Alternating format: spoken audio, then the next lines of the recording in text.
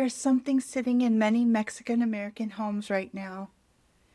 A statue, a candle, a picture on a dresser or a shelf or a wall.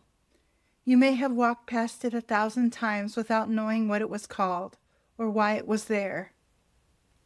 It is called an altarcito, a little altar, and it is one of the oldest healing traditions in Mexican culture.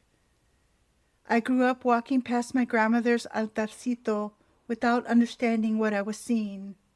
She never explained it. She never talked about her faith at all. She just kept the candle burning. And it was only recently, as I began my own healing journey and started recovering the sacred stories of my family, that I understood what she was doing. She was doing something Mexican women have been doing for thousands of years. And I am doing it too.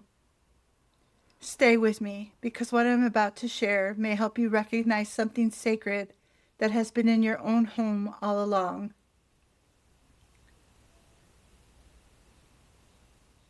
An altarcito is a home altar, a small sacred space that Mexican families have kept in their homes for centuries. According to researchers at the University of Michigan, home altars are central features of Mexican and Mexican American homes.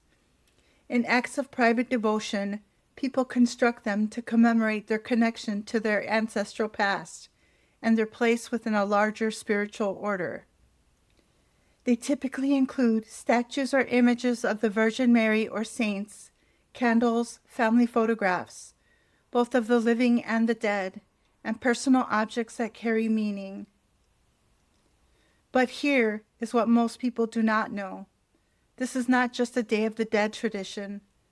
This is a year-round practice, a daily devotion, a private conversation between a woman and her faith. And according to the Texas State Historical Association, this tradition has been practiced primarily by working-class Mexican American women, passed down orally from mother to daughter to granddaughter for as long as Mexican families have lived in this country. It was never written down. It was lived. My grandmother Lita, abuelita, is 96 years old. She is still alive and she has dementia now, so some of what she carried is fading. But I remember her altarcito. I was 12 years old, standing in front of her tall Art Deco dresser in Chicago. On it, a Virgin Mary statue, 2.5 to 3 feet tall, with the rosary draped around her neck. A Mexican saint candle, the Virgin of Guadalupe, burning, and her tomato pincushion sitting right there alongside the sacred objects, practical and holy in the same breath. I did not understand what I was seeing. Lita never explained it. She was not religious in any outward way. I do not remember her going to church. I never heard her speak about her faith. Her beliefs were completely private. But the candle was always lit. She kept track of everyone's health who was sick, who was having surgery, who needed prayer, and the candle burned for them quietly, without announcement. The Virgin of Guadalupe on Lita's altar was not random devotion. She was at the center of our family's most important story. My grandfather, Lito, was born in St. Louis, Missouri when World War II broke out. He was drafted to fight alongside his brother. Before they left, my great-grandmother did what Mexican women have done for centuries. In times of fear and need, she petitioned the Virgin of Guadalupe to bring her sons home safely. My grandfather came home alive. He won the Purple Heart for frostbite, not for a bullet wound. He was never shot. In gratitude, my great-grandmother sent him and his brother to Mexico City to give thanks at the Basilica of Our Lady of Guadalupe, and on that journey, stopping in his hometown in Coahuila, he met my grandmother. They were from the same town. He came to give thanks to the Virgin, and he came home with a wife. The Virgin of Guadalupe is not just a religious symbol in my family. She is the reason my family exists. My great-grandmother's prayer was answered, and Lita kept that candle burning for the rest of her life, a living memorial to the miracle that created everything.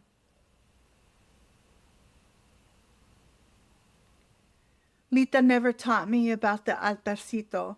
She never explained the tradition. She never passed it down in words.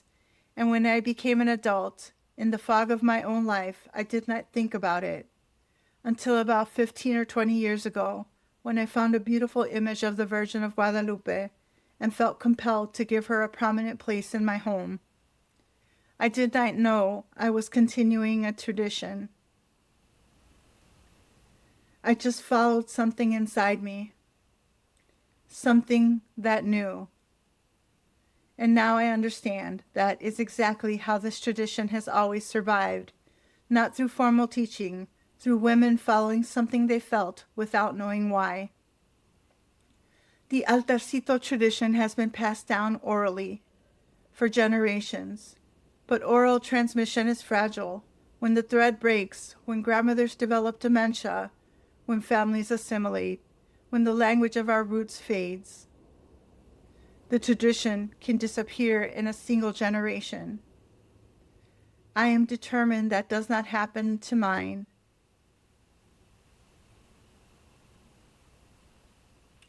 I want to be honest with you about something. I am not religious. I turn to meditation and a Buddhist temple for my spiritual practice. I am not sure I believe everything the Catholic Church teaches, and the Virgin of Guadalupe still sits in my home. Because she is more than a religious figure to me. She is a symbol of something my community has always known, that women need a place to bring their fears, their grief, their love, and other prayers. A private sacred space that belongs entirely to them.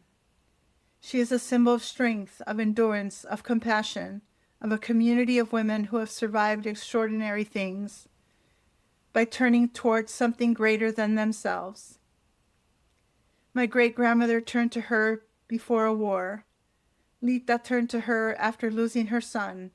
I turned to her in a time of need I can no longer fully remember, and each time the candle burned.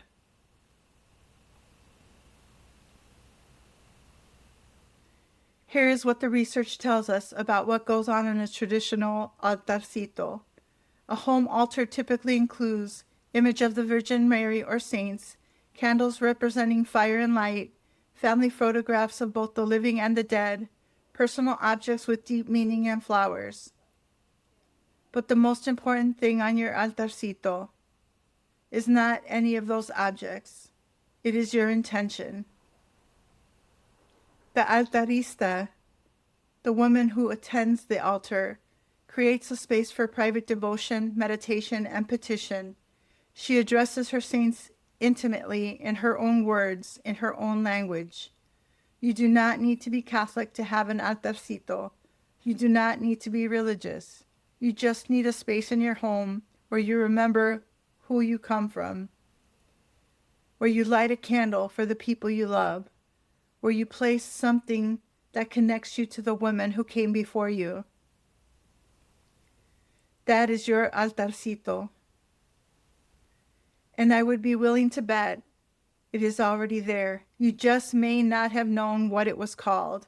And if this video sparked questions about your own roots and your healing, your own sacred story, my Ask Better Questions, Create a Better Life workshop is designed to help you find exactly those questions.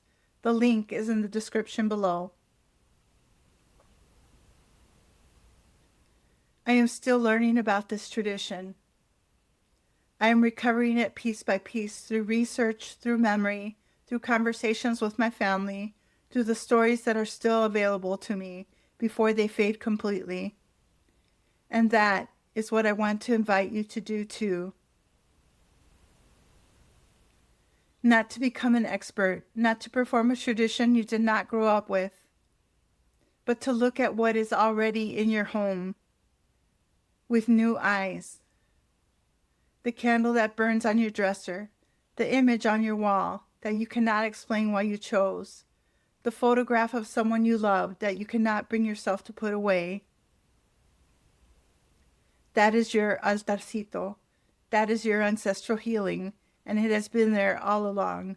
And if you are beginning your own journey of reclaiming your ancestral roots, my free 30-day journaling guide, Feel It to Heal It, is linked in the description below. 30 prompts, completely free, one page at a time.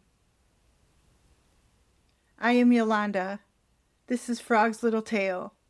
We are healed hearts in action. Dicho y hecho, said and done, write your own story. Before you go, tell me in the comments, is there something in your home right now that you have never recognized as sacred? I want to hear about it. I read every single comment. Now that you know the story behind the Altarcito, my next video is going to show you another healing tradition from the Mexican kitchen that changed my life. Watch it right here. Thank you.